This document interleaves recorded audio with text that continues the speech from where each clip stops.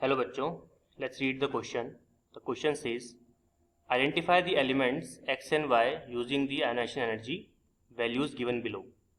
तो हमको ionization energies given है किलो जूल पर मोल के अंदर एक्स की और वाई की.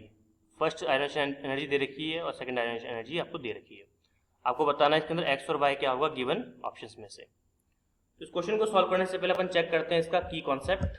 तो इस क्वेश्चन का जो की कॉन्सेप्ट हो जाएगा दैट विल बी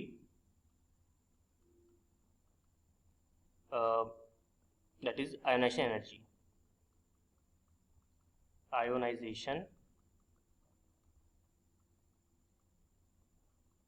energy. चलिए इस क्वेश्चन को सॉल्व करेंगे बाद में. पहले अपन कुछ चीजें यहाँ पे सीख लेते हैं ताकि इस क्वेश्चन को सॉल्व करने में हमको इजी रहे. जैसे अपन सबसे पहले यहाँ पे की कॉन्सेप्ट से स्टार्ट करते हैं. तो हमारे पास जो की कॉन्सेप्ट था वो क्या था? That is ionization energy. तो आयोनाइजेशन एनर्जी का मतलब क्या होता है? आयोनाइजेशन एनर्जी बोल लीजिए, आयोनाइजेशन एंथैल्पी बोल लीजिए, बात एक ही है. तो देखिए आयोनाइजेशन एनर्जी का मतलब ये होता है कि आपको किसी भी एटम में से इलेक्ट्रॉन को बाहर निकालना है, वो भी क्या देकर? एनर्जी देकर. तो अपन क्या बोल सकते हैं? The minimum amount of energy is required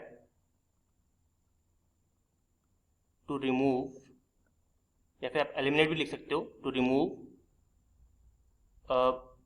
one electron, to remove one electron from the outermost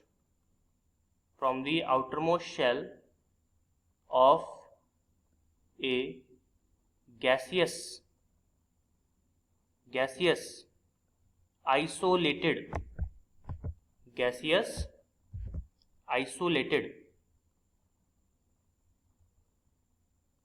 atom. ठीक है. तो आपके पास में यहाँ पे कीवर्ड क्या आ गया? यहाँ पे कीवर्ड आपके पास में आ गया कि हमको क्या चाहिए? हमको मिनिमम अमाउंट ऑफ एनर्जी चाहिए. क्या करने के लिए? एक इलेक्ट्रॉन को रिमूव करने के लिए. कहां से? आउटरमोस्ट शेल से. किसके? गैसियस आइसोलेटेड एटम के. तो जो मिनिमम अमाउंट ऑफ एनर्जी होती है उसे हम लोग क्या बोलते हैं? उसे हम लोग कहते हैं आयोनाइजेशन एनर्जी. ठीक है. दूसरी चीज, पहली बात तो ये हो गई, ये पहला पॉइंट है. दूसरा पॉइंट अगर हम बात करें तो आयोनाइजेशन एनर्जी जो होती है इसको मैं शॉर्ट में लिखता हूँ आईई, ताकि मुझे बार बार लिखना नहीं पड़े ये बड़ा बड़ा. आईई आयोनाइजेशन एनर्जी जो होती है वो दो प्रकार की होती है, टू टाइप्स की होती है. That is first ionization enthalpy या फिर एनर्जी, और दूसरी होती है सेकंड आयोनाइजेशन एनर्जी. ये क्या होता है? सिंपल है. अगर आप एक इलेक्ट्रॉन को बाहर निकाल रहे हो तो फर्स्ट एक इलेक्ट्रॉन निकालने से आपका मन नहीं भरा, आप सेकंड भी निकाल रहे हो तो सेकंड आयोनाइजेशन एनर्जी. ठीक है. जैसे मैं आपको एग्जांपल देता हूं. मान लीजिए आपके पास में एक एलिमेंट है, आपके पास में एक एटम है. एग्जांपल ले रहे हैं हम लोग. आपके पास में एक मेटल है एम, और उस मेटल से आपने एक इलेक्ट्रॉन को बाहर निकाल दिया. तो आप एक इलेक्ट्रॉन को आपने बाहर निकाला. इलेक्ट्रॉन जैसे ही बाहर निकला तो एम पे क्या चार्ज आ गया? प्लस. तो किसी भी मेटल में से जब आपने एक इलेक्ट्रॉन को बाहर निकाला तो इसके लिए जो एनर्जी खर्च हुई उसे हम क्या बोलेंगे? उसको हम बोलेंगे फर्स्ट आयोनाइजेशन एनर्जी. क्लियर यहां तक? अब जो आपका M प्लस बना, आपका मन नहीं भरा कि नहीं मुझे और एक और निकाला इसमें से, तो आपने फिर दूसरा इलेक्ट्रॉन भी इसमें से निकाल दिया. तो M प्लस क्या बन जाएगा? M2 plus. ठीक है. तो एक इलेक्ट्रॉन को किसी भी एलिमेंट के आउटरमोस्ट शेल से एक इलेक्ट्रॉन निकालने के बाद जब हम उसी में से दूसरा इलेक्ट्रॉन भी निकालते हैं तो उसको हम क्या बोलते हैं? उसको हम कहते हैं सेकेंड आयोनाइजेशन एनर्जी. यहां तक बात क्लियर है? ठीक है. यहां तक आपको चीजें क्लियर हो गई है. अब आयोनाइजेशन एनर्जी किन किन चीजों पर डिपेंड करती है ताकि इस क्वेश्चन को सॉल्व करने में कोई इजी रहे? सबसे पहला आप लिख सकते हो डिपेंडेंस. Ionisation energy dependence.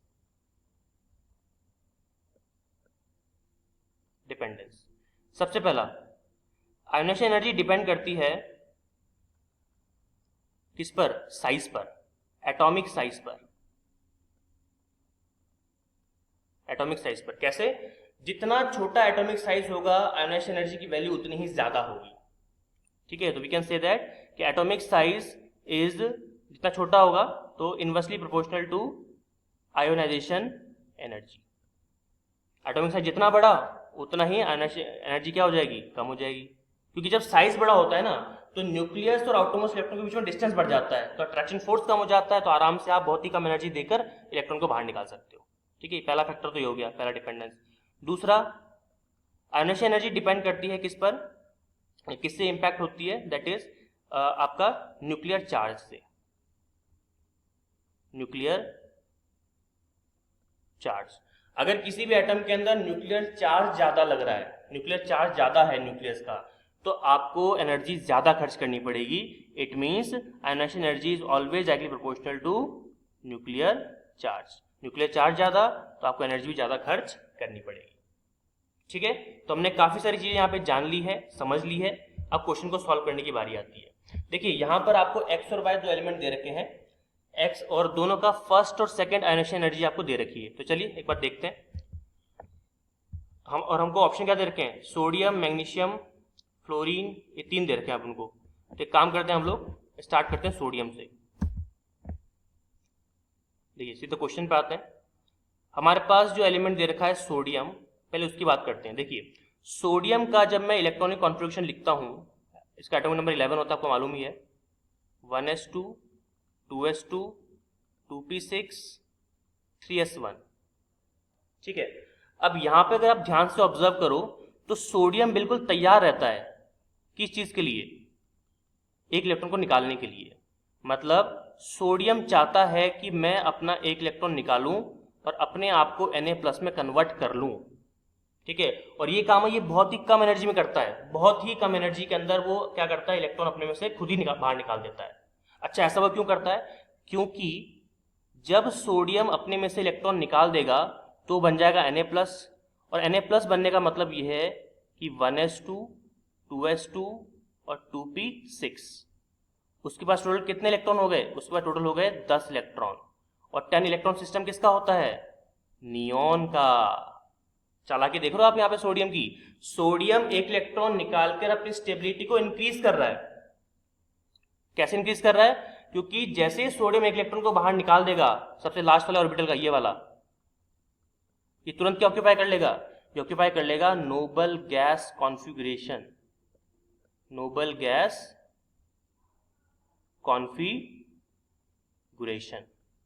और आपको पता है कि जितने भी आपके नोबल गैसेस होते हैं वो सबसे ज्यादा स्टेबल होते हैं, इसलिए हमेशा एटॉमिक फॉर्म में रहते हैं।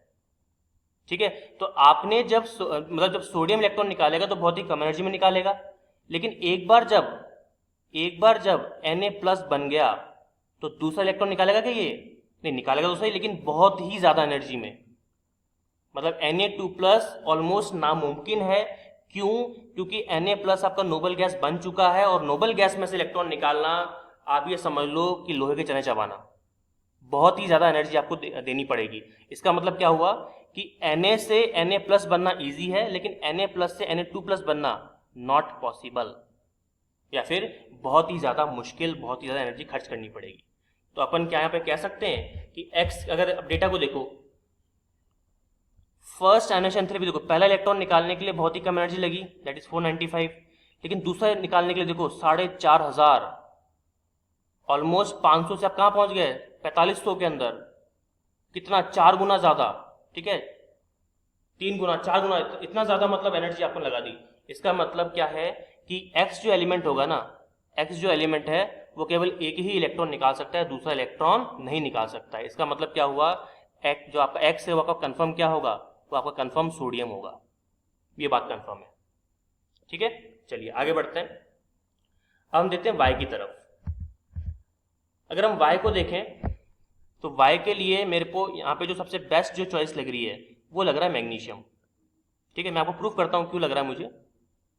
मैग्नीशियम का आपको पता है 12 होता है, 1s2 2s2 2p6 3s2। ठीक है, मैग्नीशियम का यहाँ पर जो फर्स्ट आयोनाइजेशन एंथैल्पी होगी, जैसे हम इसकी बात कर रहे थे ना सोडियम की, तो इसका जो फर्स्ट आयोनाइजेशन एंथैल्पी है, जैसे मैं बता रहा था आपको, फर्स्ट आयोनाइजेशन एंथैल्पी 1, वो क्या होती है, लो। ये लिखा नहीं मैंने, अब लिख देता हूँ मैं। और ये होती है बहुत ज़्यादा हाई। जो IE2 होगा, सेकेंड आइसोटोप एंथैल्पी, ये क्या होगा, वेरी हाई। ठीक है। लेकिन जब हम मैग्नीशियम की बात करते हैं तो आप देखो मैग्नीशियम के आउटर मोस्ट शेल में 2 इलेक्ट्रॉन है, एस ऑर्बिटल है, एस ऑर्बिटल कंप्लीटली फुलफिल्ड है। इसका मतलब हम क्या बोल सकते हैं कि इसका जो IE1 होगा, फर्स्ट आइसोटोप एंथैल्पी, वो हाई होगा। हाई क्यों होगा, क्योंकि भाई इलेक्ट्रॉन देखो निकालेगा ये। क्यों निकालेगा इलेक्ट्रॉन, क्योंकि 2 क्राइटेरियाज हैं। मैं बताता हूं कौन से 2 क्राइटेरियाज हैं आपके। 2 क्राइटेरियाज हैं। पहली बात तो मैग्नीशियम क्या है आपका, मैग्नीशियम आपका एक तो मेटल है, और कोई भी मेटल ऐसा नहीं जो इलेक्ट्रॉन नहीं निकालता है, वो इलेक्ट्रॉन निकालता है। ठीक है। किसी में एनर्जी कम लगती है, किसी में एनर्जी ज़्यादा लगती है। तो यहाँ पर चूंकि मैग्नीशियम का जो आउटरमोस्ट ऑर्बिटल है 3s, वो कंप्लीटली फुलफिल्ड है, तो इसमें से इलेक्ट्रॉन निकालने के लिए अगर मुझे Mg में से एक इलेक्ट्रॉन को निकालना है और इसको कन्वर्ट करना है Mg+ के अंदर, तो मुझे एनर्जी ज़्यादा खर्च करनी पड़ेगी। मतलब यहाँ पे जो आपका IE1 होगा ना, वो हाई होगा, वो हाई होगा। ठीक है। क्यों, क्योंकि आप क्या कर रहे हो, आप फुलफिल्ड स्टेट को ब्रेक कर रहे हो। एस ऑर्बिटल फुलफिल्ड स्टेट के अंदर है, उसको आप ब्रेक कर रहे हो, और ब्रेक करके क्या बना रहे हो, उसको आयनिक फॉर्म में कन्वर्ट कर रहे हो। ठीक है। जब Mg आयनिक फॉर्म में कन्वर्ट हो जाएगा तो उसका इलेक्ट्रॉनिक कॉन्फ़िगरेशन क्या हो जाएगा, 1s2, 2s2, 2p6 और 3s1। सोडियम जैसी स्टेट आ गई कि नहीं आ गई, सोडियम की भी ऐसी थी, देखो ये रही। ठीक है। तो जब सोडियम जैसी स्टेट यहाँ पे आ गई है, तो अब मैग्नीशियम क्या करेगा, मैग्नीशियम बोलेगा कि यार इस लास्ट वाले को भी हटाओ ना, क्योंकि जैसे मैं लास्ट वाले को हटाऊंगा, मतलब जैसे ही Mg+ एक और इलेक्ट्रॉन निकाल कर अपने आप को Mg2+ में कन्वर्ट करेगा, तो इलेक्ट्रॉनिक कॉन्फ़िगरेशन क्या हो जाएगा इसका, 1s2, 2s2, 2p6। क्या ये नियॉन बन गया है, यस ये नियॉन बन गया। तो Mg+ क्या सोचता है कि अगर मैं एक इलेक्ट्रॉन और निकाल दूं तो मैं तो कंप्लीटली स्टेबल हो जाऊंगा, नियॉन बन के, नोबल गैस बन के।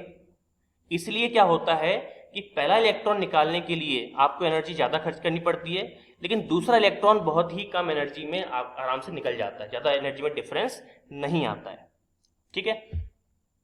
तो यहाँ पे अगर आप देखेंगे, डेटा को चेक कीजिए आप, फर्स्ट आयनाइजेशन एनर्जी देखिए हाई है 731 किलो जूल पर मोल, लेकिन सेकेंड में देखिए केवल डबल है 1450, लेकिन एक्स में देखिएगा कितना था, 500 से सीधा 4,500, देख रहे हो आप, लेकिन यहाँ पे 700 से 1400, केवल डबल ही है। इसका मतलब क्या है कि यहाँ पर मैग्नीशियम Y बनने के लिए कंप्लीटली एलिजिबल हो चुका है। बात समझ में आ रही है सबको। इसका मतलब ये है कि हमारा X क्या हो जाएगा यहाँ पे, सोडियम, और आपका जो Y है वो क्या हो जाएगा आपका, मैग्नीशियम। तो हमारा कौन सा ऑप्शन मैच कर रहा है, हमारा C ऑप्शन यहाँ पे कंप्लीटली मैच कर रहा है। So the final answer is option number C। Hope you understood it well, all the very best.